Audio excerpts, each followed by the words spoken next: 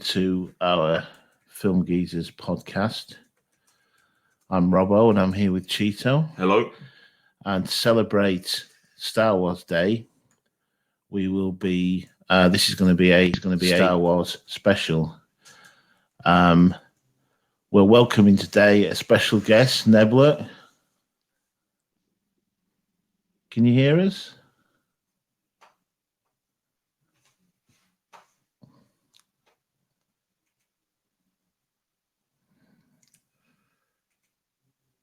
Of course, that happens while we're on air. Yeah.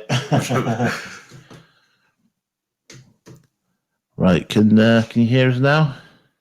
Hear you. Can you hear me? Yep, I can hear. Welcome to our podcast, our Star Wars special.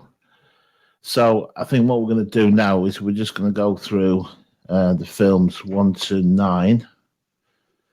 I think what we should do first is do our top 9, isn't it? We're going to do our. I thought we were going to do that after.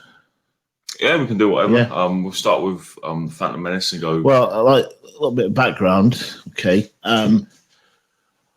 First Star Wars film I saw was Return of the Jedi at the cinema. I thought you would have watched A New Hope. No, my mum and dad wouldn't take me. Oh, you only 5. So I obviously saw the other two on TV. Yeah. And then 97 they released a special edition. Yeah, because that was the first time you could have it on. I didn't think they'd done it on VHS either. That was the first time you could have it as home. No, I did actually have it on VHS. The original trilogy. But it took forever to come out, didn't it, on DVD? So then I saw Star Wars for the first time on the big screen, Empire Strikes Back, and they brought it out 97 to prepare for Phantom Menace coming out, which it did on the 16th of July 1999. And I think we went to the cinema, not the day it came out, but probably a couple of days after to see it. And for those who don't know, Cheeto was actually my son. Oh yeah, we never actually explained that, have we? And your mum was actually pregnant with you at the time, so I watched it. You were there with us. So, so Phantom Menace. Where do we start? Yeah. It's odd because where I kind of on the younger generation. Obviously, I didn't grow up with like the original trilogy. Don't get me wrong, I love the original trilogy, and they were the first ones I watched. But I have a bit more. I can tolerate the prequels a bit more. I think, obviously, because I didn't have the massive expectations of actually going to the cinema and getting heartbroken basically by how bad they were. But I can sort of appreciate them, you know. But well, like I said, where do we even start with Phantom Menace? Yeah, we saw it and we were, I think, underwhelmed, weren't we? About seeing it. It the expectation was greater than what the actual product was. I mean, we'd waited 16 years for it to come out. I can imagine that.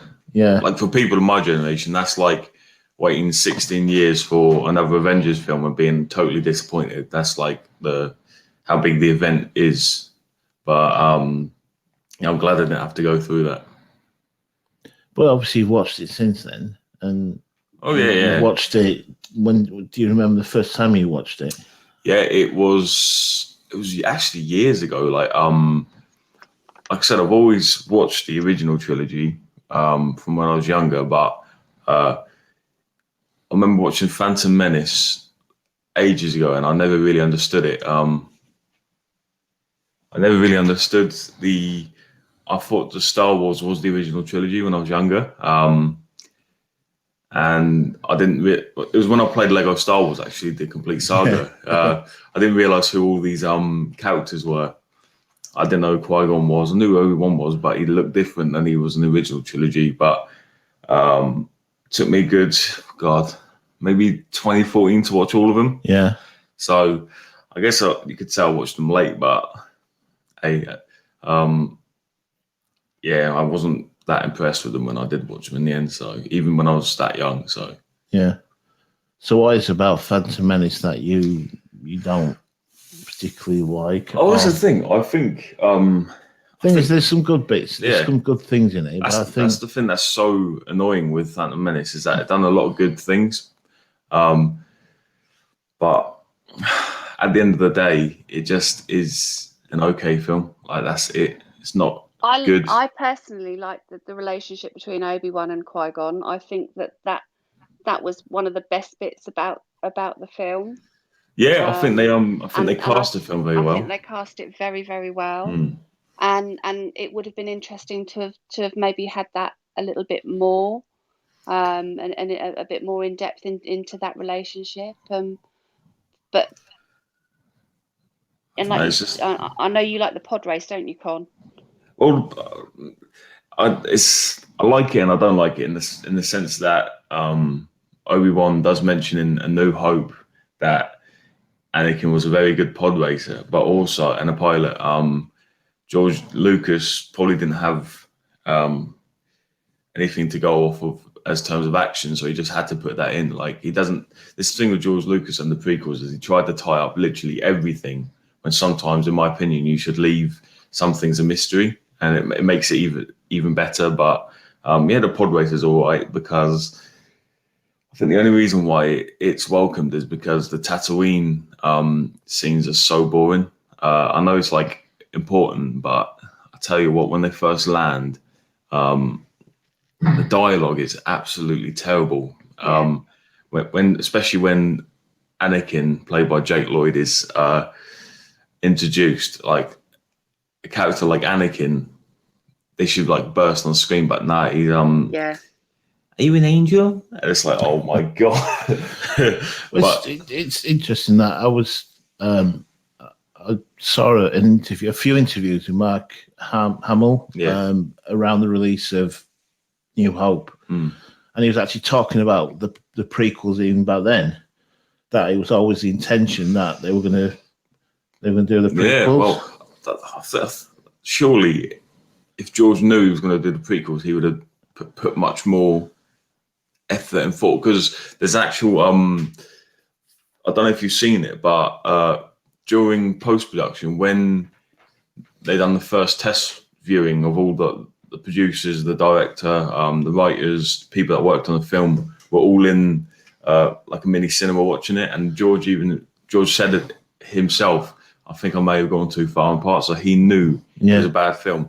And I think the best thing would have been to delay it and fix those problems, because Star Wars fans would have waited. They would have been annoyed, but they would have waited. And I think they would have preferred for George to perfect the film. And he just didn't do that, because I think the anticipation was so much that he was scared to maybe postpone it. Because I think what... Do you know, I think... What's that? Out, you wanted him to honor the original as well, and how you felt about the original, and I don't think he did that. No, because what's good about the original, I think, it's the characters, and it's the relationship between the characters and everything like that. And I always thought that the prequels were all a bit sterile. The dialogue was even worse than the original films, and you never really liked the characters that much. I think it's hard with the characters, because like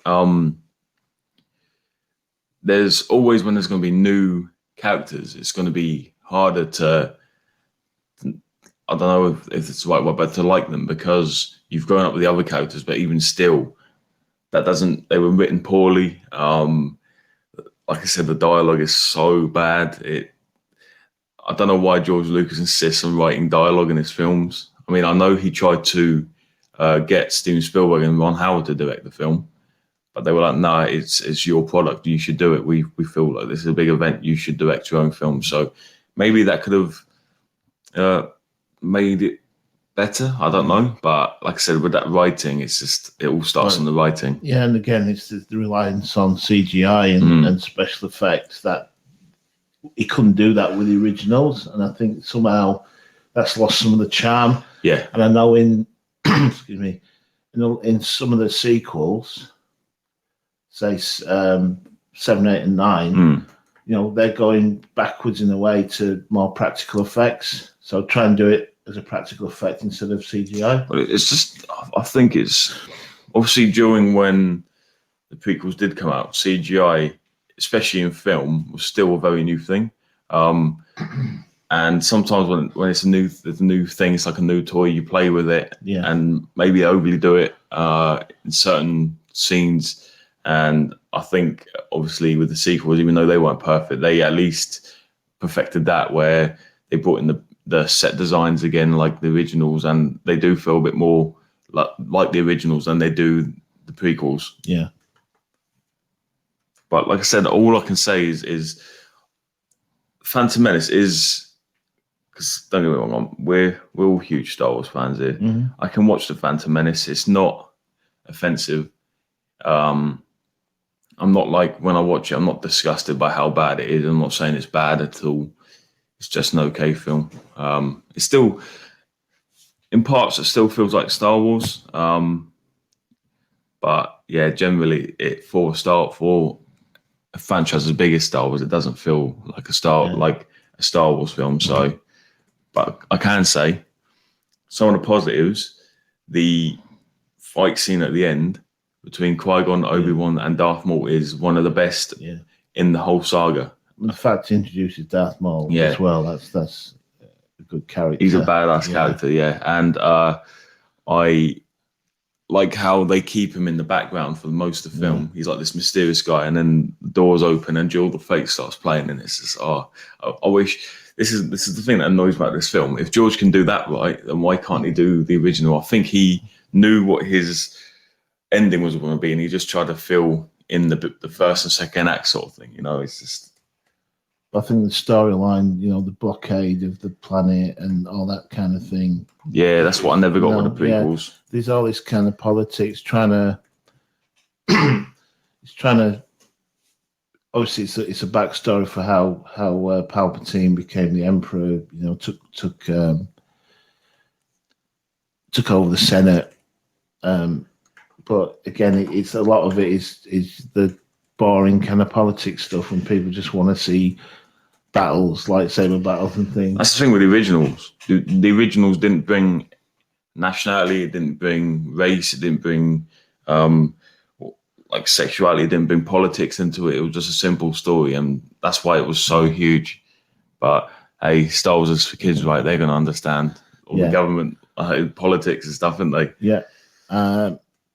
And I guess the elephant in the room is Jar Jar Binks.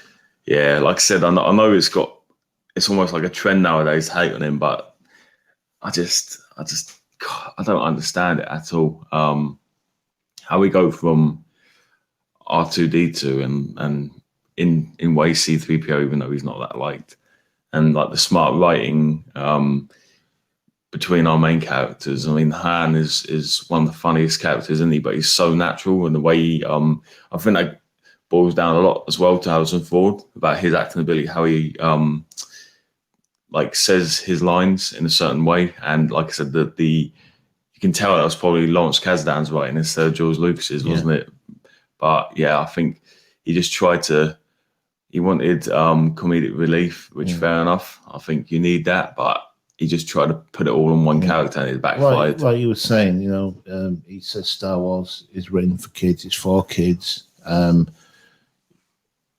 I disagree. R2 and C3PO were there for comic relief in the originals.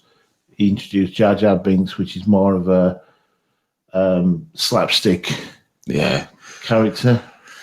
It just doesn't. It feels out of place in a Star Wars film. It really does. It doesn't really enhance the story. So having him in, it just takes it away from the film. You have to make it silly or stupid, or you don't have to dumb it down just because it's for children. And that's how Jar Jar Binks feels. It feels like it's just a dumbed down version of slapstick, and that doesn't. Yeah.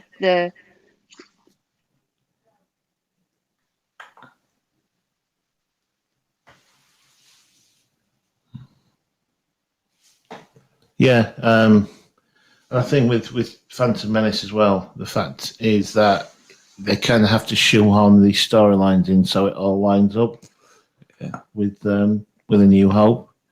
The fact of the pod racing that was included. So in A New Hope, when Obi-Wan tells Luke, when I first met your father, he was a great pilot. That's so it all lines up, and sometimes you don't need that. No, I mean, I think we all agree that maybe it should have started with Anakin being a bit older. Yeah, possibly. Definitely. That's another thing. The characters, some characters are good, some characters are bad, and the characters that are bad are Anakin and Jar Jar. And when two integral characters in the film are that bad, it's not good, is it? No. But yeah, I totally agree. I would have had him a bit older. That he built C-3PO and that kind of storyline as well. Yeah, I just don't buy you into don't need that. to yeah. Yeah, like I said, that was just him trying to cheaply tie together two films. And like I said previously, you don't need to. Something can be left a mystery because that's what makes for good viewing. But it's an okay film. It's just not great, and I don't think it's what most Star Wars fans would have expected after that hiatus. Oh, so we're going to move on now to Star Wars Episode 2. Right, what can you tell me about this film then? Because it's the least watched one. Yeah, for me. I'm trying to remember if we saw it in the cinema or not. I have a feeling that we did. But you left the cinema feeling very disappointed. Yeah, and obviously recently when we did do a Star Wars marathon and we watched all 1 to 9, and this is the one that I really don't remember a lot from. I remember the storyline being about the clones, and more politics. Yeah, it's heavily to do with politics, this one. I recently, like I said, I've only watched this one about 3 times maybe ever. I don't like this film, really. For me, this film feels the least like Star Wars in the whole saga. I mean, there's some good things, but unlike Phantom Menace, it has some of the worst pacing and it has some of the worst dialogue in the whole saga. Mm-hmm. We're set 10 years later. Yeah, and there's that story, the kind of love story. That's when that starts, isn't it? As well.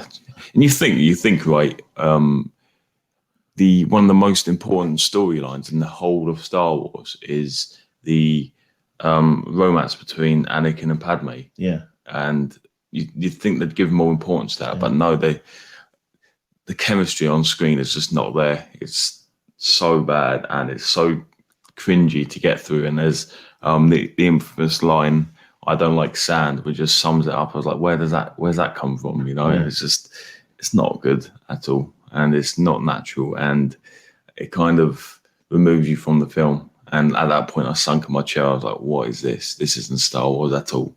Like, at least Phantom Menace sort of felt like Star Wars, but this isn't. Especially like you think of George Lucas as his product, and he's not going to give that much care into one of the most important storylines in the whole of Star Wars. But again, I mean, it's got the battle at the end between Dooku and Yoda, and the whole Jedi battle. Yeah, that's not bad. Kind of lifts it a little bit, I think. Yeah, and I think if you're gonna have one good scene, do it at the end. Yeah. Because at least people may be left a bit, I won't say happy, but content, I guess. But yeah, there's a few bits I like about this film. I like the scene on what's it called? The rain planet, Kowloon. I like the scenes in Kowloon where Obi-Wan goes and discovers about the clones. That's the one thing with the prequels that it has over the originals, is that because of the use of CGI, not when it's too heavily used, but when the use of CGI allows you to do much more like planet building and universe building, and you didn't get to go to all these different planets in the originals. But I mean, like you said, the last, like the amphitheater fight was good. The last fight was good, but really, apart from that, I really can't think of anything good about this. And there's the scene on Tatooine where Anakin kills all the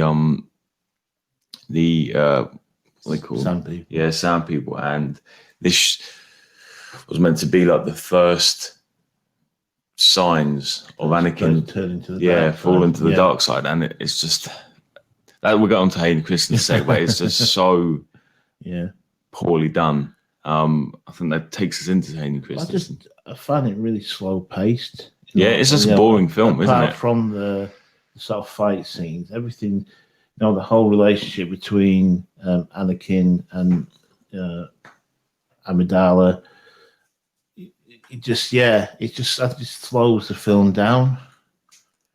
Like I said, it is a proper slog of a film to get through, and when a Star Wars film is a slog to get through, it's a bad film.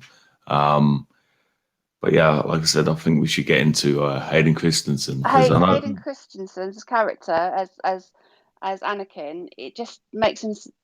He's just a whiny bitch. And it just doesn't feel right. It's not Vader, is it? No. Yeah. That's not how I would view Vader. I know they were looking at the time. They were looking to hire Heath Ledger. I think they got Leonardo DiCaprio in as well. Anyone would have been better, as far as I'm concerned. I don't know what made him. Yeah, but you look at Luke. When Luke first, came on the scene, he was the same. He was a whiny little bitch as well.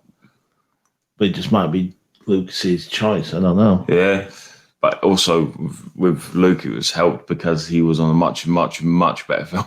So you know what I mean. It does help. But yeah, like I said, I know it's a bit of a bandwagon again to jump on, but he is one of the main reasons why this film, because ultimately Star Wars is Darth Vader's story, and he is the main character throughout all of this. He may not have the most screen time, but he is the main character. It is his story, and when the main character's bad, and the film's going to be bad, isn't it? It's just inevitable, really, and there's no real redeeming factors about this film. I mean, you could argue that, the dialogue didn't give him a lot really to work with, but then you've got all the other actors around him that seem to handle it okay. Yeah. Ewan McGregor, I mean, you would put him on a par with Alec Guinness, wouldn't you, as Obi-Wan?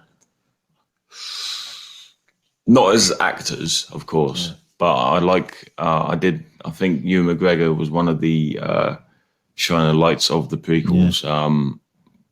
And I don't know if that because they're like the two main characters in the two next films. I don't know if because he was portrayed so well that just made Hayden Christensen's portrayal of Anakin even worse. But it's not I can understand because he was young. Maybe his acting ability wasn't all there. And I've heard that he's actually a decent actor now, but now he's grown up. But yeah, Hayden Christensen is not good. Because they are going to be spinning off, aren't they? He's going to appear in the Obi-Wan series, Disney Plus series, which I can't wait for. They're currently filming that at the moment. So, but if it's anything like the prequels, then God help. I think one of the saving things is Lucas isn't involved, is he? In that? No. So. Which I don't know. I don't know how that would pan out. I mean, there's been some great things that Lucas has been involved in. There's been some bad things that Lucas has been involved in. But then again, the sequels, Lucas actually, when he sold the rights to Star Wars over to Disney, he had a sequel, all three sequel films. He had a story like, right, if you can run with this and stuff, this would be good. But they were like, no, we're not going to do that. And they went off in their own way. We all know how the sequels turned out. But yeah, I think, is there anything else any of you want to add? Or I think the only saving grace of the film is it introduced us to Mace Windu. Yeah, no, Phantom Menace does. So sorry, sorry. But he had he had a much bigger role, and role you see the first time he uses a lightsaber, and he is a badass lightsaber user because he uses I think it's the pod, which is his own version of the I think it's the 7th. Don't quote me on this. It's either the 5th or the 7th lightsaber fighting style, and it's his own version of it. But yeah, he's a badass character because it's Samuel Jackson, isn't it? Mm-hmm. But yeah, is there anything else, Nebula, you want to add, or?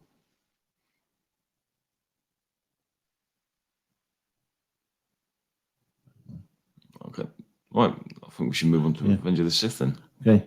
I'm trying to remember if I saw this in the cinema, and I can't remember. I think maybe after the last film, we maybe didn't see it in the cinema. Did it put you off? Yeah, maybe did. I don't blame you. I don't blame you whatsoever. But this is that was released in 2005. I'm not sure how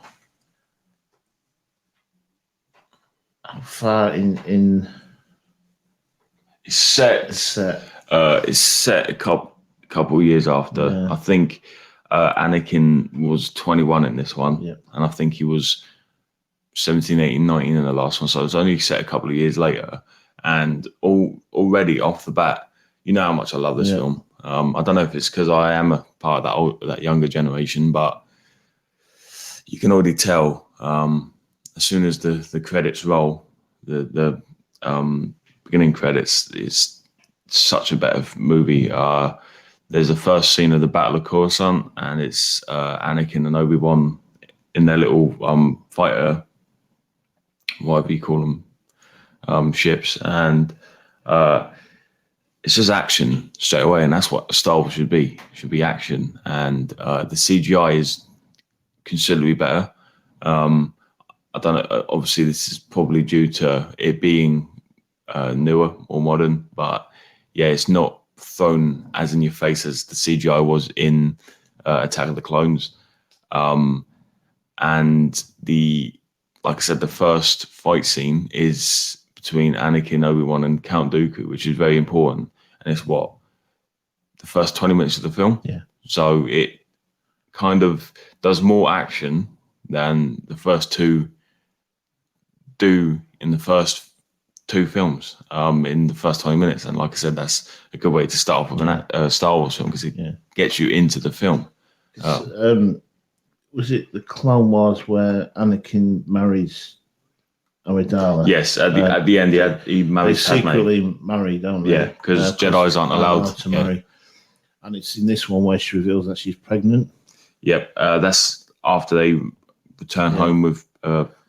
And Anakin has nightmares about Padme dying during childbirth. There's actually a few conspiracy theories. A lot of people believe that was Palpatine who falsely using the Force, falsely put those dreams in his head that she was never going to die.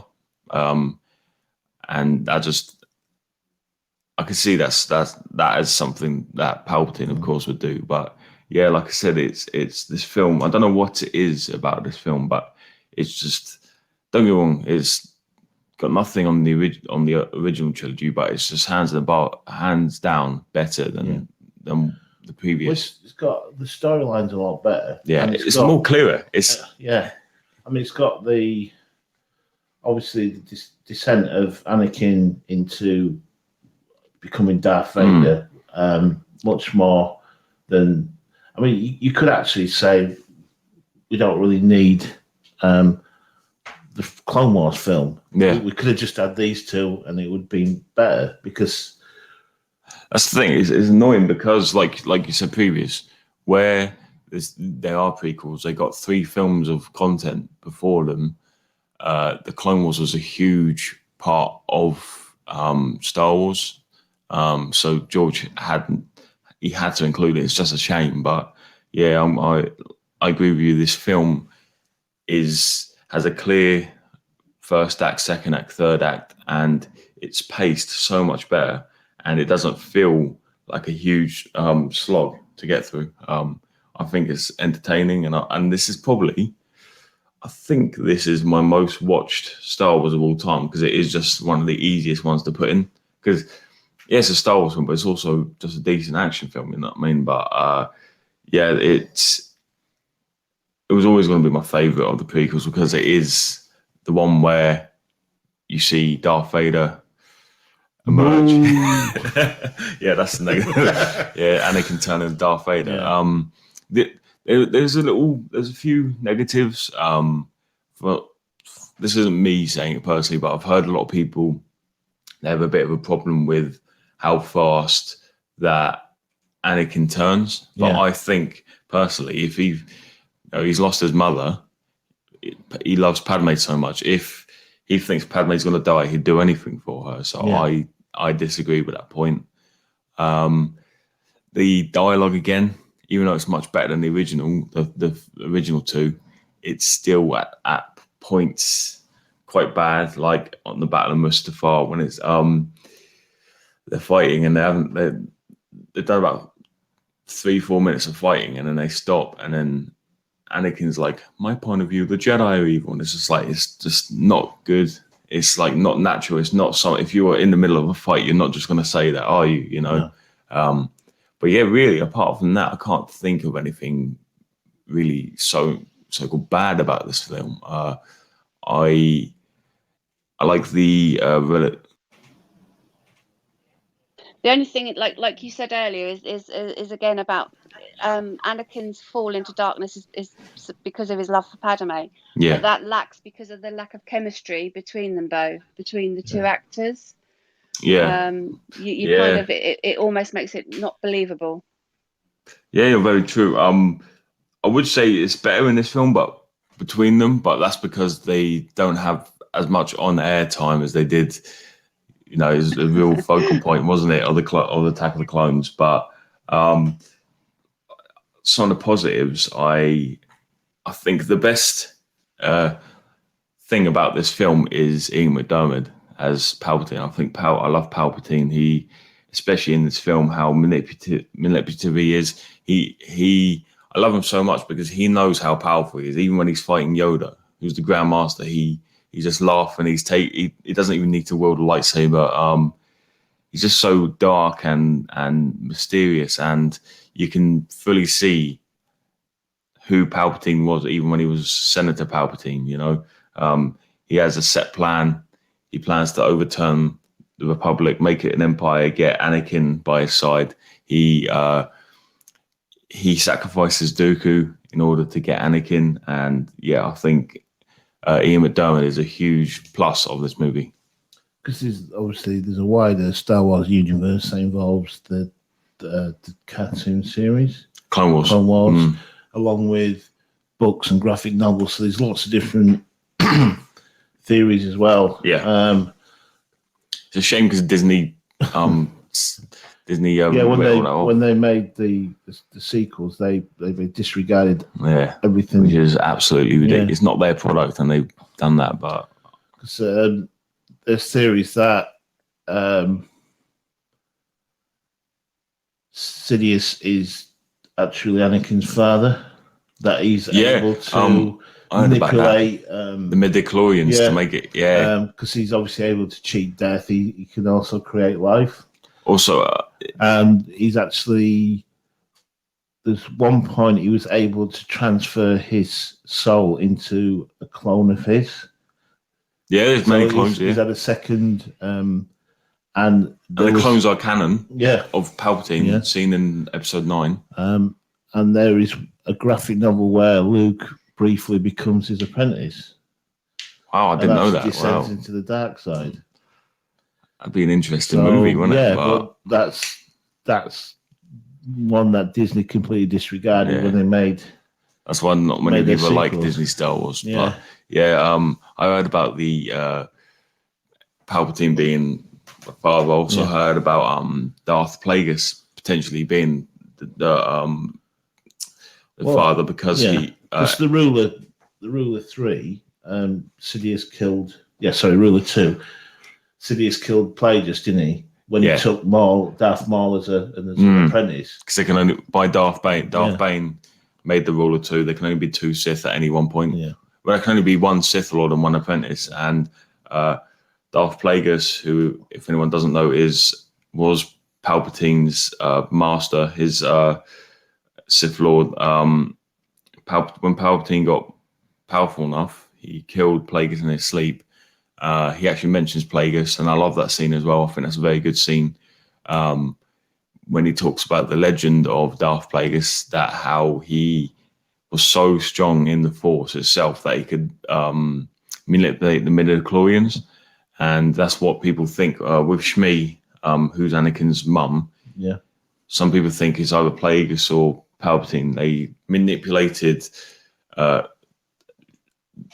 Shmi, and she gave birth to Anakin, and it made it's like a pretty cool story, because it's like they plotted for this. They knew that Anakin was going to grow up really strong, and they were going to take him as their own. But yeah, like I said, the actual scene where he explains that is amazing, and I think a large part of that is it's well written, of course, but obviously it's the way how Ian McDiarmid delivers it that just shows how good of an actor he is, and it's like chilling and it's intriguing, and there's no talking going on. You're fully focused on the scene as it's playing out. Okay. So before we move on, is there any other comments or? There's a lot of things I love about this film. I love the fight scene between Mace Windu and Palpatine. I think it's what this film does very well is there's a scene where Anakin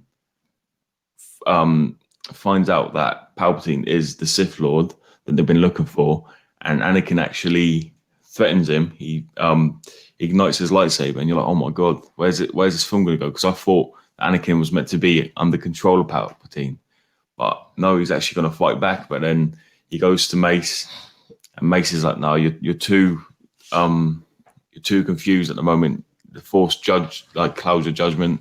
So he goes with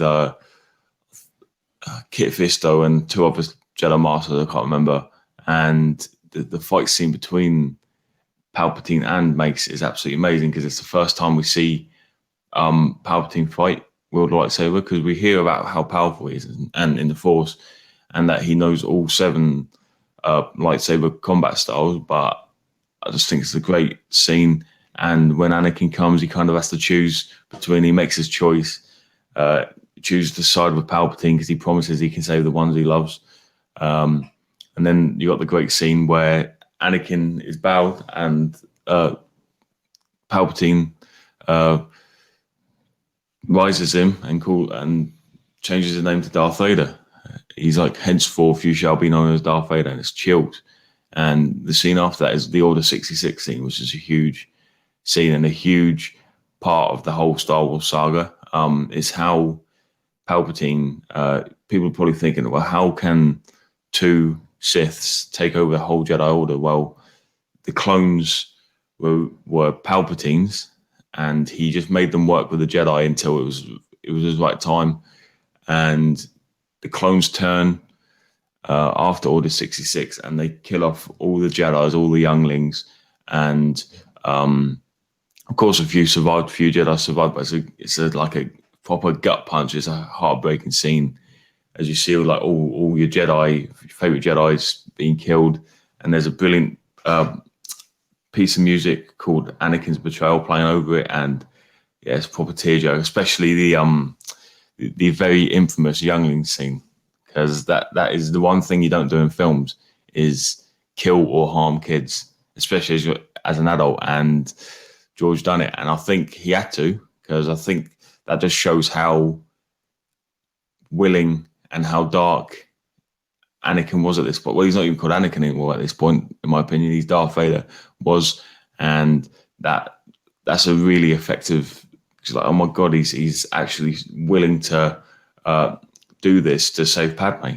But so yeah, the Order 60 scene is good, and finally the ending scene, the whole the whole Mustafar scene is one of the best scenes in Star Wars, in my opinion.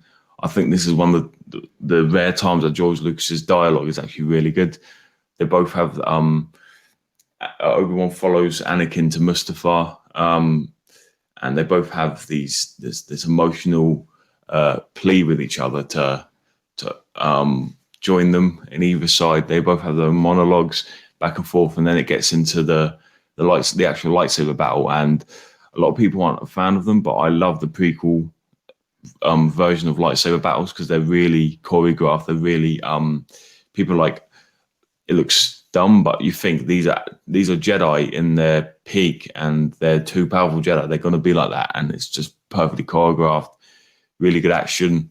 Maybe overdone at some points with the CGI. It looks more like a video game sometimes, but then obviously you got the scene where, spoiler alert, Obi, due to Anakin's arrogance, Obi takes the high ground. He's like, don't do it, and don't try it. And Anakin's like, you underestimate my power, because he thought he was the most powerful guy.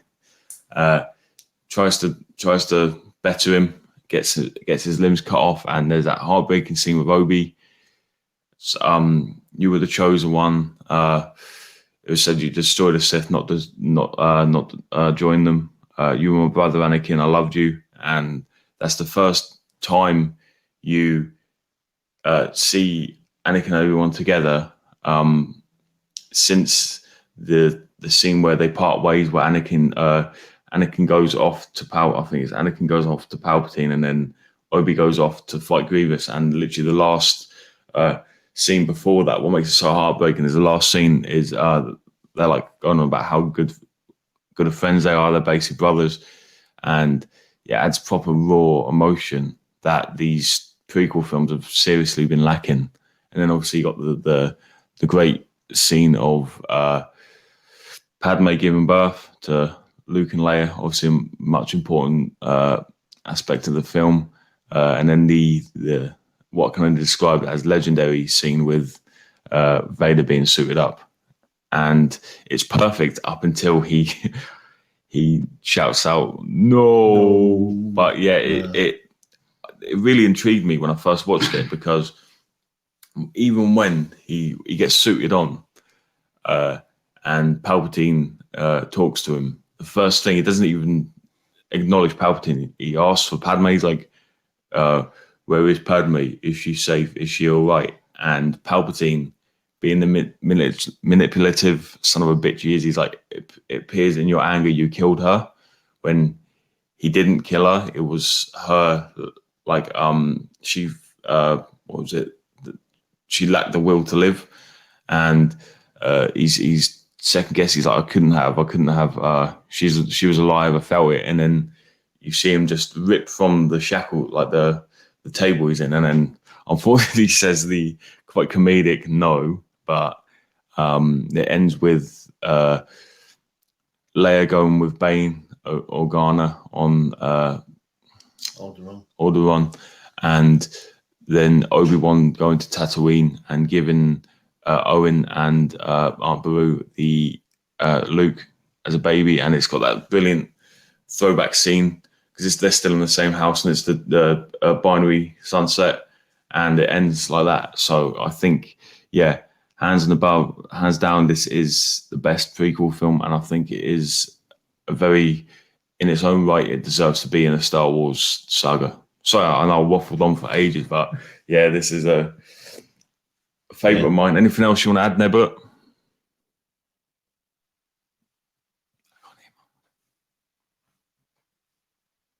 Okay, so if we move on to the next one, which is going to be A New Hope. Finally, we've reached the good ones. So I'll let you start off, because I mean, there's so much mythology just around the film, the making of it. Anyway, you got George Lucas, who made his first film was THX 1138, which didn't do well. No. It was produced by American Zoetrope, which was Francis Ford Coppola's production company. I'm not sure which company produced it, but they demanded their money back. So it almost bankrupt. Well, it did actually bankrupt. The company did Yeah, it. Oh, it wow. bankrupted Coppola's company. Then he made American Graffiti, and That was a relative success, wasn't it? yeah, and I think he offered Star Wars to Universal initially, and I think they passed on that. Yeah, because he was trying to find loads of different who would take his film. That's who made American Graffiti. And I think it was Alan Ladd at Fox. Yeah. Liked American Graffiti, apparently didn't understand the Star Wars story. That actually gave him the film, essentially. He barely gave him any money either, was it? What? It was a small, I think it was about 10 million, maybe Yeah, £8 million there. budget, dollar budget. And obviously there's a lot of mythology around the casting of the film as well. I mean, they're legendary, the actual casting tapes. That he shared casting with Brian De Palma because Brian De Palma was making another film at the same time. That he cast in groups, so he would cast 3 actors, Han Solo, Luke Skywalker, and Princess Leia, just for the chemistry really between them. And I believe it was down to 2 groups, and I think it was Lucas's wife who said go with Han Solo, go with Harrison Ford. That's interesting because obviously Harrison Ford was in American Graffiti, and George didn't want any previous actors in his film, and I believe Harrison at the time was a carpenter, but he was also helping George read lines. And I know Al Pacino, they supposedly they gave him a job doing some work around the office, and then they would have him, I think, help out with the casting. They'd have him read lines with other actors, and they realised that he's good. Actually good. Yeah. But yeah, like Al Pacino passed up the chance. Kurt Russell, famously. There was a lot of famous people, even though this was at the time a small film. There was a lot of famous people that they cast. They brought in for reading lines, and there's a lot of famous people that turned down these roles. I bet they regret that. But Al Pacino so does, doesn't he? But it's just amazing how this a film as big as Star Wars started out basically nothing. It was a nothing film.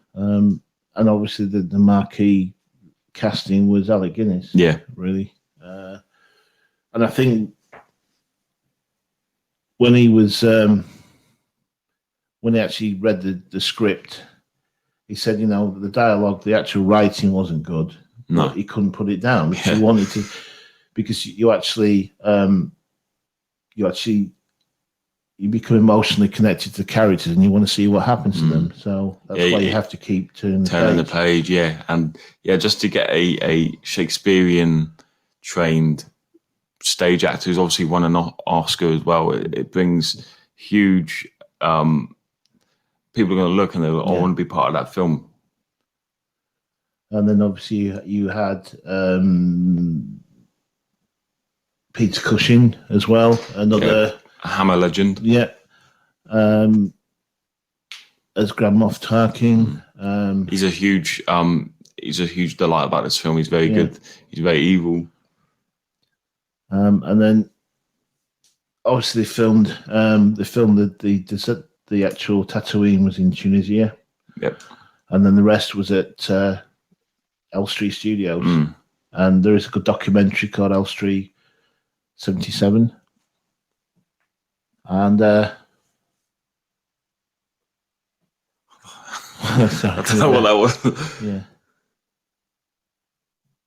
We've actually got somebody who wants to join. Why not? So, why not? Yeah, so waiting for their feedback. Yeah. Okay. So they've joined. Hello, 3 Addictive podcaster is a speaker now.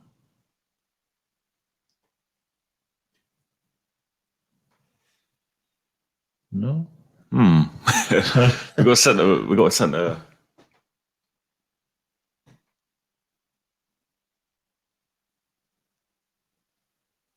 They can't hear us.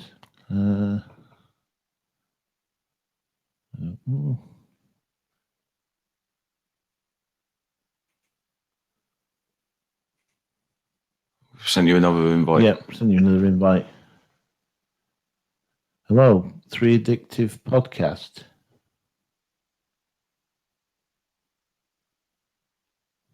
Yeah, I don't know what's going on. To be fair, no, we can't hear you. Yeah, we can't. It's not even coming up in the. No. Like I said, it has to happen live on there, doesn't it? Yeah. Think. Hello.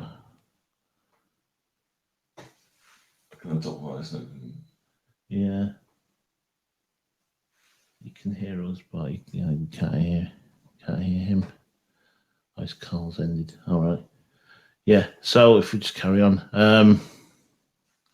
If you have any thoughts, just put them in the. Put them in the chat. And we can read them. We can read them out for you.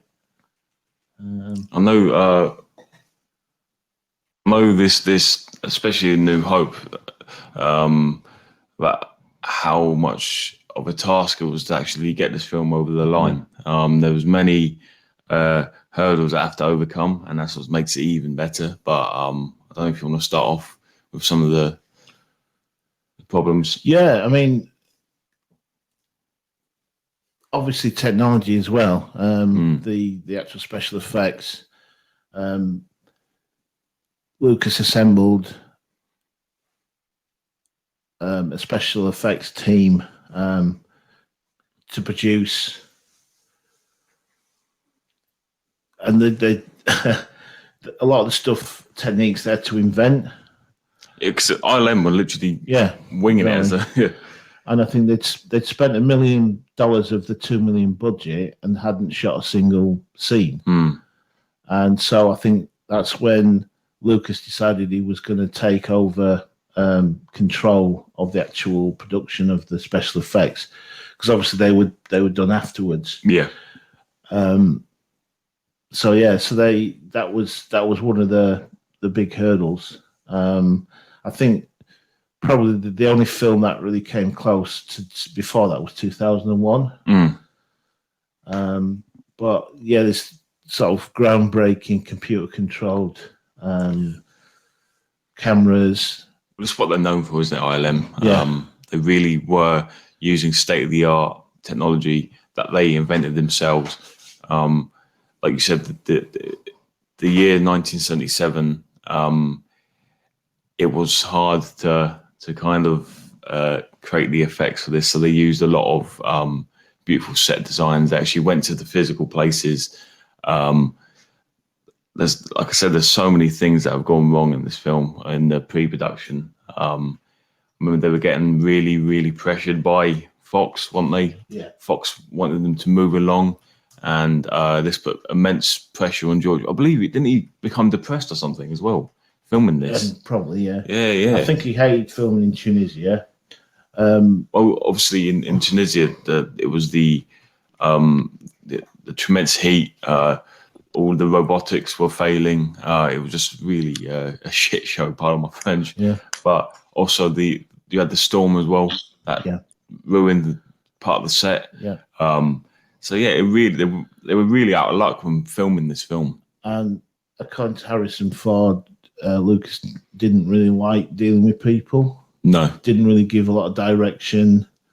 Well, his famous direction is faster and more intensity. Yeah. I think that was it. So that's the only direction he gave. Even back in Elstree, things were still the same. The regulations, you were only allowed to film to a certain time, weren't you? It's 5 o'clock, and if you wanted to, you could have an extra 15 minutes if you got the permission of the production manager. And then he said, the British crew used to disappear off to the pub. Yeah, sounds the stuff. But yeah, when we say it was a real struggle and challenge to get this film out, it's amazing how they did in the end. Like, there were so many things going against it. And I think almost this pressure and this mountain they had to climb almost added to how great this film is, you know? Because I think at one point they even considered actually scrapping it, didn't they? I think the studio, Fox, weren't happy. Can you imagine? Yeah. World without Star Wars. And I think because they saw a rough cut of the film without the special effects, without the music. Yeah. And yeah, they weren't happy with the results. Obviously, a huge part of this film was George acquiring the services of John Williams. Yeah. With that story of them watching the film without nothing, they thought it was really, really. They actually thought it was a bad film when there was no music, there was no special effects, and just there being John Williams' soundtrack on top of it, it completely turned the film into something great. It actually brought a lot of grown men to tears, didn't it? In the actual room of them watching it.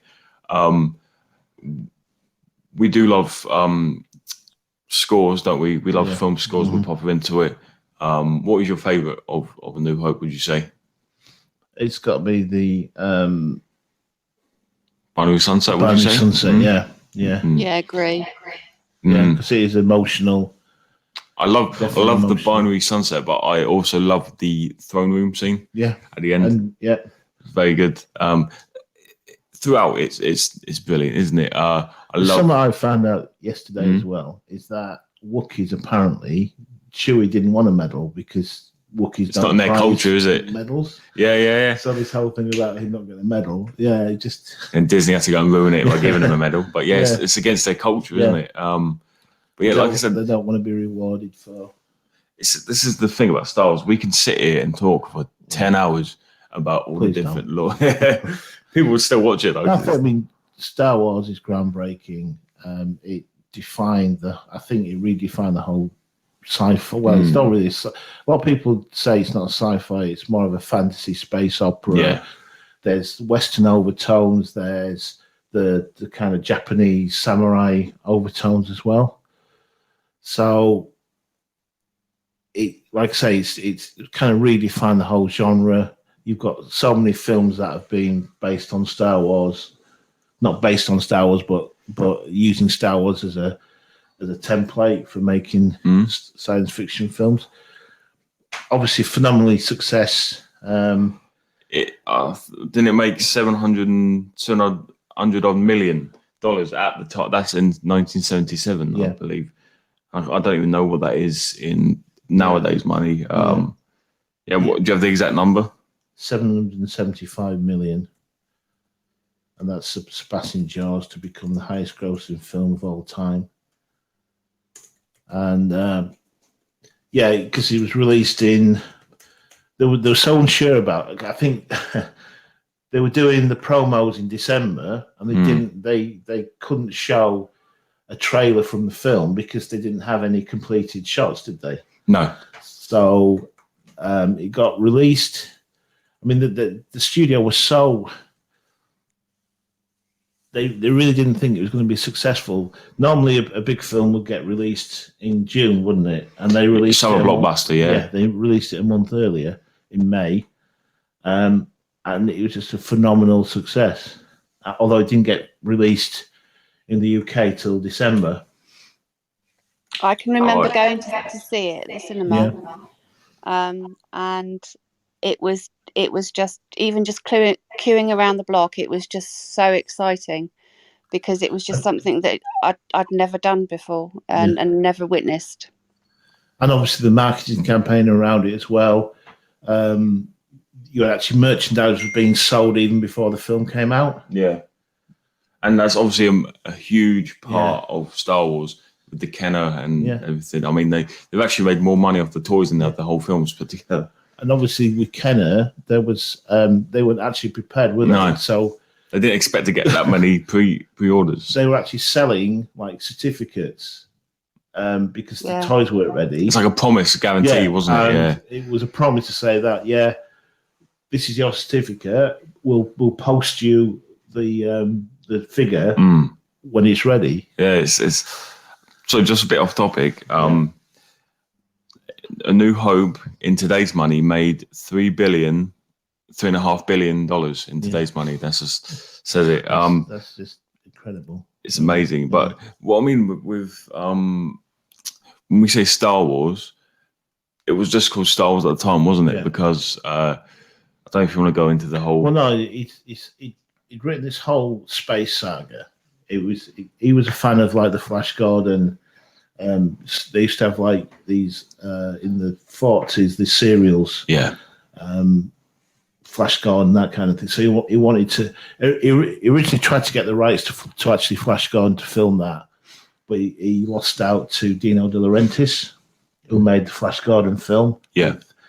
So he decided to write his own, and in order to write kind of Star Wars, he had to write a whole story. So the backstory became the prequels. Star Wars, he said, well, it's too big to just make in one film. Well, I'll cut it up and I'll make the film about the first part. Yeah. It's always intended to be a 3-part film. But what must give credit to George Lucas is that he, for every like single character, he made a backstory for them, and every little single detail he wrote a bit of extra information. Like I said, with his dialogue is not his thing, but as in coming up with a story, and his story writing is just unmatched in my opinion. Even like little side characters, he made a whole backstory, and this was what made it easier for him. That's why I don't get how the prequels are so bad, but that's obviously in the past. But yeah, like I said, this is what he does say, even though it is widely criticized. People don't really believe it, or because it's a lot of people say, this isn't my opinion, but a lot of people say that when Star Wars was released, it was just called Star Wars. It wasn't called Episode 4, A New Hope. A lot of people believe then when it came out that he wrote the next one, but I don't believe that. I think he did. He's even showed the huge script he had. It was, God knows how many pages long. But delving into actually what makes the film great, you can't sum it up in one thing, can you? Like what good parts of this film would you like to bring to the table? I just think you look at the films being made at the time in the 70s. So you've got like Godfather, French Connection. So they're all kind of gritty drama films. Yeah. And this was kind of against that genre. And I think it's just the story is one that's common. This young man being taken under the wing by an older guy. Basically good and evil. It's well defined who's good, who's evil in it as well. So it's a very simple story, but I don't know what it is. It's just everything comes together. When it go first starts, you've got this huge sort of like galactic feel to everything. But essentially it's a story about friendship and loyalty and that it's a very like Robbo says, it's a very small story about that, but set in this huge wide universe. And I can definitely remember being sat there and it feeling so large and so big, but the characters and the story still being I could relate to, even as a kid. Like I said, that's one thing I wish I would have really experienced it in cinemas, because I can't imagine like having to go up through the 70s, and not that the 70s is one of the greatest decades of film. It's just like Robbo said, the Godfather, you got French Connection, Tower Inferno, you got a lot of disaster flicks, Earthquake, and then you see this small film that takes you to different planets and takes you outside of the Earth itself and all of its problems, and I can't imagine how that would feel like back in the day. But it's just amazing what this relatively small film achieved. Really, like I said, it was a definitely. We think that George not got lucky with it because it was his thing, but he it just happened to be that he wrote this great film and directed it brilliantly. Like I said, all the things that, all the troubles that he had with post production, they just fell into place, and they made this amazing film. And I think A New Hope was the perfect film to start off. Even though it's the fourth, it was the perfect film to start off the actual Star Wars cinematic run. Is there anything else you want to mention about A New Hope? I just think what makes it good is the story. Yeah, it's so simple, isn't it? But it's effective and it works. Yeah, and it's got characters that are actually likable, and you care about what happens to them.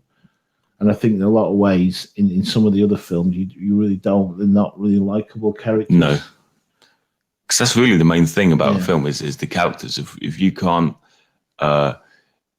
not see yourself in the character, but if you can't accept them almost, then for me personally, my interest just wanes in the film, because they're the people we're meant to be focusing on. They're the focal point of the film, and if the film can't even get that right, then the film's got no chance, But any specific scenes that you love in general, or Dumpster scene. Like, I don't know, just the whole film, I think, it just gels together, blends together so well. You can't really pick out one scene that is better than the rest. Obviously, the battle scene at the end is good. It really does heighten this film. I love the whole intro of Obi-Wan. I think that's amazing. I think that's who Obi-Wan, that's how he would introduce himself. I love the whole Mos Eisley spaceport scene. Well, the story is that he, when he took the young Luke to his Uncle Owen, that he stayed close by and used the Force to disguise or to hide Luke from the Emperor. That's why he was brought to Tatooine, because it was a derelict planet, wasn't it? Yeah. So that's kind of the story behind it. Like I said, it's great scene after great scene. And like I said, there's nothing you can really fully pinpoint that makes this film great. It's just all great, isn't it? It's just for me, it has a couple minor flaws, but it's a mildly flawed masterpiece, in my opinion. So that's the only way I can sum up. Is there anything else from you, Nebula? No, all good. Okay. Right, so we're going to move on to episode 5, which is The Empire Strikes Back. And it's widely regarded as the best Star Wars film. Yeah. It appears in a lot of lists. And that's unusual for a sequel to be considered better than the original. I mean, obviously, the original, people love it because it started the whole lore series, story, everything. For this one, Lucas decided he didn't want to direct another film, so he handed over directing duties to Irving Kershner, who was, I believe, one of his professors at UCLA Film School. Yeah. And I don't know what it is about this film. Obviously, they were given a bigger budget. Lucas had more, because I think Lucas produced it himself, so he had more control over it as well. But I just don't know what it is about it, that it's a much darker story. Yeah. I think Lucas describes it as like a 3-act play. This is the second part of the 3-act play, where anything and everything happens to your protagonists. You put them in the worst situation that they can be. And at the end, you feel that they're kind of losing. Well, I can't, obviously I may be wrong, but I can't think of a film prior to 1980 that really swaying in the war towards the bad guys winning. It's a very new thing, and I think that's just one of the many reasons why this film is so great, because it's and it kind of gives you an ending where you go, huh? Yeah. Is that it? But it's amazing. But obviously, it makes you want to find out what happened. It's got one of the biggest plot twists, I think, ever. We would say spoiler, but it's common knowledge at this point, isn't it? It's almost gone into film lore itself. Like you said, it's a much darker film, which I prefer, and this is why it is up there up there for me. I think it's so the writing in this film is absolutely amazing because it wasn't George Lucas that wrote the dialogue for Well, I this film. think he wrote the story for all of them, but I think it was Lawrence Kasdan. Yeah, and you can see script. the writing is so much better in this film, and it feels natural, and it's not an eye roller when you hear some stupid dialogue. Obviously, it introduces the epic John Williams score, which is the Imperial March. Darth Vader has a lot more screen time. And obviously the intro to this film, that's one thing we were lucky to see it in cinemas. I was lucky to see it in cinemas because they were playing it last year, and it's a totally different experience. 40th anniversary, they showed it. Obviously, you got the intro, the Hoth scene that kicks it right into gear. And yeah, like I said, there's not one thing. The thing with Star Wars is there's an amalgamation of these brilliant ideas that have come together that you can't really pinpoint. Maybe some films you can say, oh, the action was brilliant or the score was brilliant, but this is just this film, the Empire film is flawless. It really is. It is top 10 films of all time, and it's on many lists of top 10 films of all time, and you can see why. Yeah. And it introduces the character of Yoda. Yeah. What I love about how Irvin Kershner did this is that he revealed. They speak of this great warrior, this master, this grandmaster, and you see like this little green frog, and he acts very unlike Yoda, sort of, and almost this is to test Luke, isn't it? At that time, to see how he'd react. And you got the scene, obviously, of him revealing himself.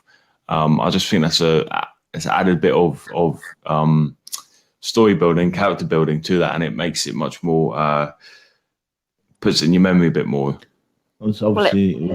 Sorry? Sorry, no, I was just going to say, and Yoda actually says, "Judge me by my size, would you?" Yeah. Yeah. So and it is about that, isn't it? Yeah.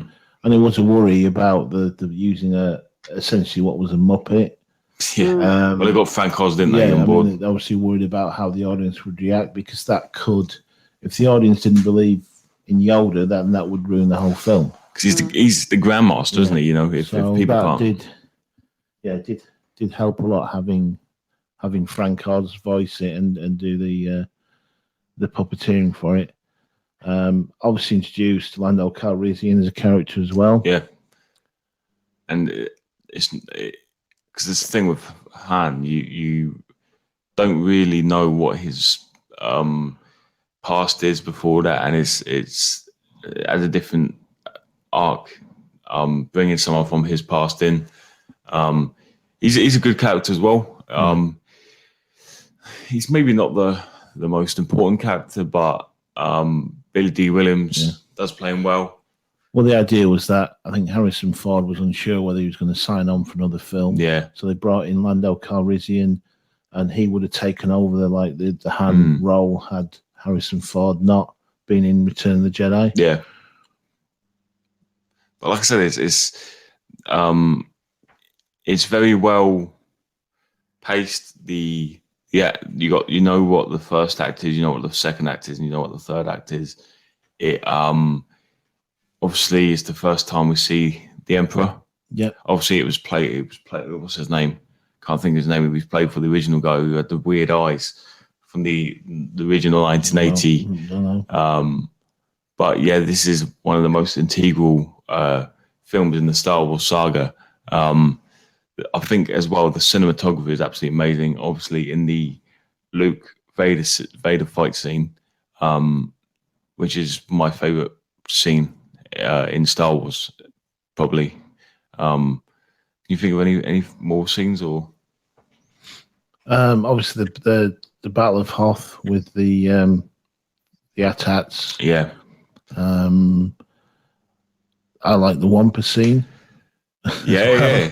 It's basically Yeti, isn't it? But again, there's just you can't pick a bad scene. I don't think. No. I really do think it's a flawless film. Yeah. If you do have a flaw, then feel free to write it in the comments, and we'll respond back to that. But I really can't think of anything wrong with this film. So we're going to move on to episode 6, Yep. Return of the Jedi. My personal favorite one. Yeah. So this is essentially the Empire building a new Death Star. The rebellion find out the Emperor's going to be on there. The Death Star's being protected by a force field being generated from the forest moon of Endor. The rebels find out about this, and so they decide to that the Emperor's going to be on board. So they think this is their best chance of defeating the Empire if they can destroy the Death Star. What they don't realize is that this is part of the whole Emperor's plan. So he allowed them to get this information, and he plans on crushing the rebellion, but also his intention is to try and turn Luke to the dark side, and that's kind of the storyline. Well, it's the same what he did with when Anakin was Luke's age. He was looking for a new apprentice. This was directed by Richard Marquand, who was a Welsh man, wasn't he? Yeah. But sort of some of the stuff I've seen and read suggests that George Lucas actually did most of the directing himself as well. He also brought on Ron Howard a bit, didn't he, to come on set. But yeah, I've heard that as well. If that's the case, then it's a bit of a shame, but. Because I know some of the unwanted additions he had to this film. Yeah. Obviously, we got the whole second act, but we'll get into that as well. But all in all, it's a good film. I enjoyed it. Yep. I think it's probably my third favourite. Oh, it's definitely as in a film, it's definitely the weakest of the originals. But the reason why I love this film the most is because it's the one growing up. It's the one that I watched the most. It's the one that I can out of the originals. It's the one that I can rewatch over and over again, and I can't tell you how much I love the final scene in this film. It's absolutely amazing. But we'll get into it. So obviously it starts off on Tatooine with Jabba's palace. Yeah, well, because obviously Han Solo's been frozen in carbonite. Yeah, he's been taken away by the bounty hunter Boba Fett to Jabba's palace. So the first part of the film is almost like a prison break. Yeah. You know, they rescue him from Jabba's palace. I think as well this because it is like a prison break thing. It is as a different story we've never seen that with Star Wars before, and it's unique. So I really enjoy that scene. Then you've got. Obviously, Luke goes back to Dagobah to continue his training with Yoda. Han Solo, they go off to the rendezvous. It's then revealed that when they're going to blow up the Death Star 2, that the Force Moon of Endor, there's a what's it called? There's a force field. There's a force field being projected from the Force Moon of Endor. So the second act they have to go and destroy the force field from the Force Moon of Endor, so they can destroy the Death Star 2. Luke has flashes. Apparently, the Force allows him to see things that might happen in future, and he sees his friends being murdered, basically, isn't it? Yeah. So he leaves Yoda protests, but he says you don't need any more training. You're a Jedi now. He has to face Darth Vader. Yeah. Obi-Wan appears in ghost form and tells him that there is another Skywalker. Sorry, no, that's actually Yoda on his deathbed, isn't it? Tells him there's another Skywalker, and he works out that it's Leia. It's Obi-Wan that tells him that he's got a sister. And he says, that's great, but you've got to suppress that because the Emperor would find that information. So then he goes, they go to the rendezvous, then they're part of the team that are going to go destroy the the force field. And Luke feels that he's that he almost has to sort of face his father, that he can he sees the good in him, he can bring him back to he gives himself in, thinking that Darth Vader won't turn him over to the Emperor, but he does. The Han and the ground team are actually captured because this is all part of the Emperor's plan. Yeah, but they're actually aided by a new character or a new species, Ewoks. Yep, and Ewoks is one of the biggest talking points about this film, because a lot of people love them, a lot of people hate them. A lot of people say that the reason why George had the Ewoks in is because obviously he, the whole time he wanted a forest planet, but he wanted it to be originally Wookiees live on the planet, but due to I don't know how many 7-foot actors there was, that couldn't be possible at the time. So he brought in Ewoks, and he also saw the monetary value in them because he knew the toys were going to sell like hotcakes. So that's one of the reasons why he brought them in. Me personally, where I was a kid and I grew up with these films, I loved the Ewoks. I still do. I can sit through it. I think they're funny. I think they're intriguing because it's just another creature in the Star Wars universe. I do see where people coming from when they say that there wasn't any point in them being there, but especially the Ewok scene is a very important scene. When Luke is about to, before he goes away and confronts Darth Vader on on Endor, he talks to Leia, and it's at that point he reveals that they're siblings, doesn't he? Yeah. Luke goes off. He tells Leia that he's going to go off and face Vader because that's what Yoda says, that to become a Jedi he needs to confront. Yeah, and that's in Star Wars lore. To become a Jedi Knight, you have to either do something amazing or you have to defeat a Sith. So Luke goes off, confronts Vader, and up to that point onwards is some of the best bits of Star Wars you're ever going to see. I absolutely love this part. Like Robbo said, Vader takes Luke in front of the Emperor in the Death Star 2. And yeah, the whole throne room scene is absolutely amazing. It's very back and forth. It's a lot like Revenge of the Sith, where they're trying to persuade him, they're manipulating him. Like Palpatine, Ian McDiarmid is brilliant in this film. The way he just is so evil and so manipulative, and he literally sits back while Darth Vader and Luke are fighting for his entertainment, isn't it? You know. But in the end, obviously, Luke won't turn. So the Emperor says, if you won't turn, you must be destroyed. And it's this is the scene at the end.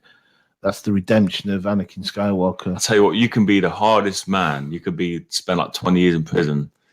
You could escape Alcatraz, but you shed a tear at this scene because it's just, you can see him as Luke's getting struck by lightning. You can see Vader, just almost the cog going in his brain, like, I can't let this happen. He's turning to and fro from Luke to Palpatine, back and forth. And unfortunately, in 1997, Lucas had to dub over James Earl Jones's voice with the no, which I think does take away from the scene a bit. But yeah, Vader picks up Palpatine while he's electrocuting Luke and throws him over the side. The reason why I love this throne room scene so much is because it's Luke's come there with a clear mission. He wants to, he knows there's good in his father. He wants to turn him back to the light side. Whereas Palpatine, he has his own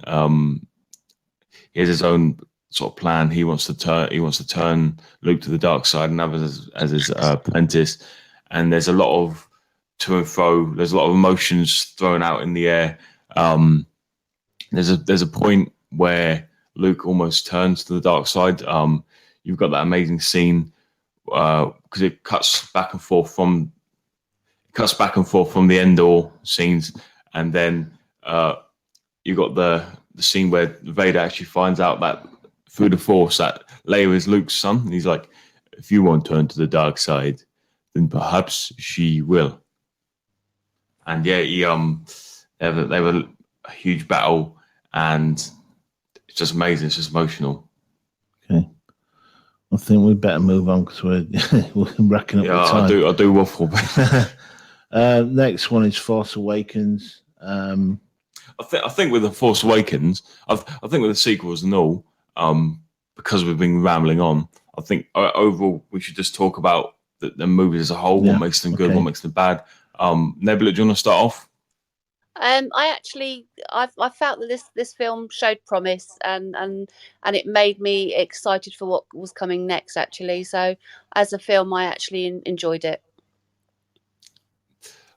It's hard, really, because with the sequels, I think, like with the prequels, they got so many things right, but also they got so many things wrong.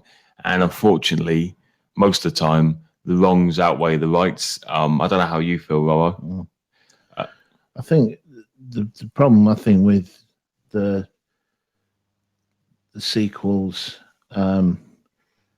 is, I think J.J. Abrams, he's a good director, but I just don't think that he is a fan of Star Wars. No. And I think maybe it could have been done a lot better.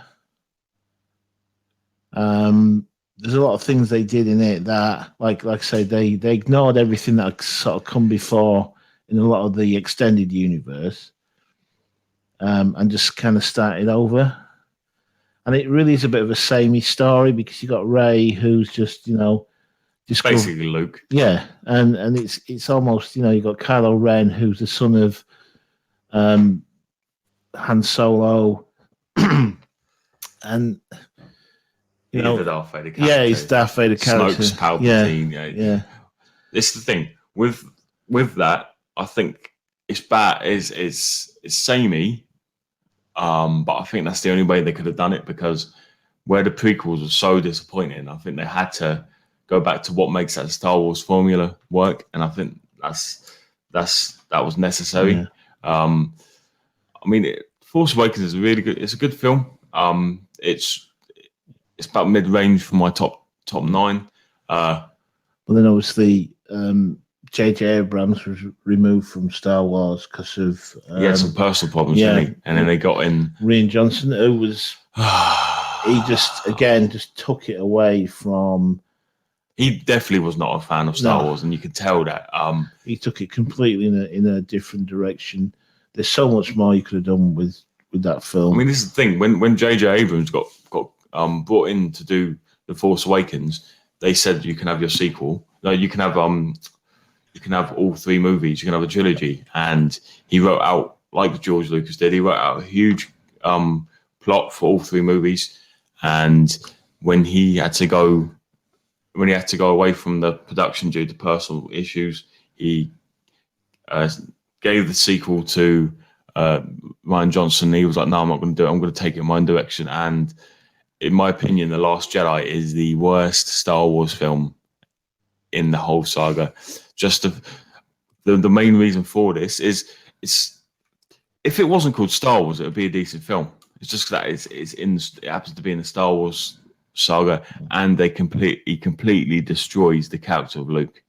Well, the thing is, you'd expect Luke to be in it a lot more than he is. I know he's in hiding. He's turned his back on the whole Jedi Order and everything else. But that's what I'm on about. I know, Nebula, you have a few things to say about Luke, don't you, in this film? Yeah, it's one of the, for me, it's one of the 2 worst films out of the whole series. Again, it's just totally not Luke. It's not in Luke's character at all. No. I don't know. I just there's just nothing that I can relate that to Luke becoming that person. No. Totally and agree. so I disassociate him totally with him being Luke at all.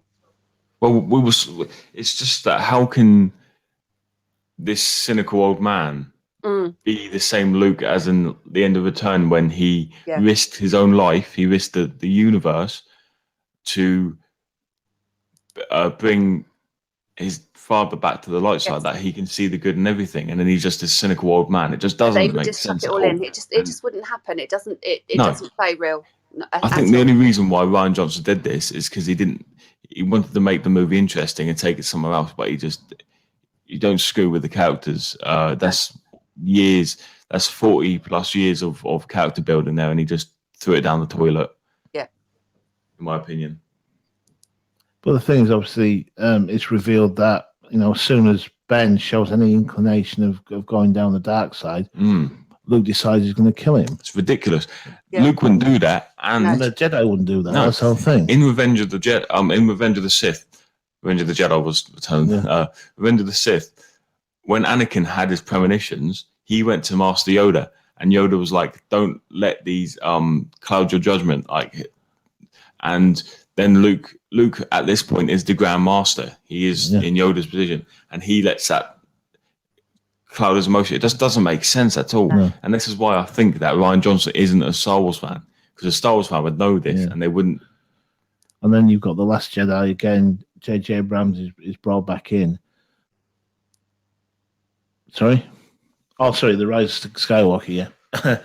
Where J.J. Abrams is brought back in, and from what I've read, he tried to kind of retcon. Yeah, he tried to put right what Rian Johnson had done, but I just think it's not. It's an okay film, but it's just not. It's not memorable, is it? No, it's not. I mean, we watched it in cinemas, and I just think the story that Palpatine manages to cheat death and resurrect himself. That takes away from Vader's sacrifice. Yeah, he's building this whole new naval fleet. Thousands of ships, millions of people in secret without anybody knowing. It's just a glorified MacGuffin story, isn't it? And then sort of there's when it's hard to say. It's just I mean you see the conflict within Kylo Ren, like within Darth Vader, and then he obviously in the Force Awakens, he actually kills Han Solo, his own father. Yeah. Then in Rise of Skywalker, he has a vision of his father, and suddenly decides he's going to go from back to the light side. And it's just, there's no. I just wished that J.J. Abrams could have done all three films, because apparently he had the idea to take this and fully describe it, but because Rian Johnson went in he ignored his sequel, he went in a totally different direction, he essentially had to put two movies in one, so he was literally fighting a losing battle. Yeah, but then there's sort of, he's saying that he had lots of interference from Kathleen Kennedy, who was head of Disney at that time, and I don't think J.J. Abrams was the right director. No, actually, the only reason why I got the film was because he directed Star Trek. That's this year. I wish Jon Favreau would have written it. Yeah. One of the best bit of Star Wars since the original is Mandalorian, isn't it? Yeah, absolutely. And I think he's going to be involved in the Obi-Wan spin-off and all the other spin-offs as well. The future's looking bright. I can't wait. For the I just wish, because it's kind of, the films are the main thing. I wish they. The original trilogy, great. The prequels, okay. Sequels, well, we could have done without them, really. Yeah. Because it's just repeating a lot of stuff. And the thing at the end of Rise of Skywalker is when Rey says, "I'm a Skywalker." Yeah, I think that a lot of people don't like a lot that. of Do they? fans don't like that ending. No. Well, the thing, I remember when you know, even though the sequels weren't that good, they were okay. When you get a film called The Rise of Skywalker, as Star Wars fans, we were buzzing because we were like, oh my god, they're going to bring Darth Vader back, they're going to bring Luke back. Well, like, we actually thought had a theory that Luke was going to be Rey's father. That thought that was going to be it. This is the finale of Star Wars. 9 films of story building, and they end it on that. It turns out she's the granddaughter of Palpatine. But by the way, that was a last minute addition as well. Yeah. But yeah, it was the most anticlimactic experience ever in a cinema, and the final fight scene is between Palpatine and Rey, and it ends quite abruptly. And then he's supposed to be the most powerful Jedi in the universe. He's able to cheat death, yet he gets killed by somebody who's only been using the Force for a couple of years. Yeah, it just not even doesn't a fully make sense. Trained Jedi. So yeah, the sequels, they had to happen because obviously they're sequels, but they're not the best films. But I think that's everything, isn't it? Yeah, we have been waffling on for a while, but we just love talking about Star Wars. Yeah, I think Star Wars has now transcended being just films now. Yeah, I mean it's kind of entered everyday life, hasn't it? Really. Well, I'm part of a few Star Wars meme pages, so that shows you're a true Star Wars fan. Yeah, no, it is. Star Wars is, like you said, it isn't just a film; it's a way of life. Like there's literally conventions about Star Wars. You see the Star Wars logo at least, the very minimum, once a day. Yeah. You hear someone talk about Star Wars. It is a way of life. It is an event. It's ingrained into pop culture itself. It's massive, and I'm just glad we got the original trilogy, man. Just to fall back onto unless there's any final thoughts from anybody. Have a look. No. Again, for all the bad things that we can say about some of these films, I still love Star Wars, and I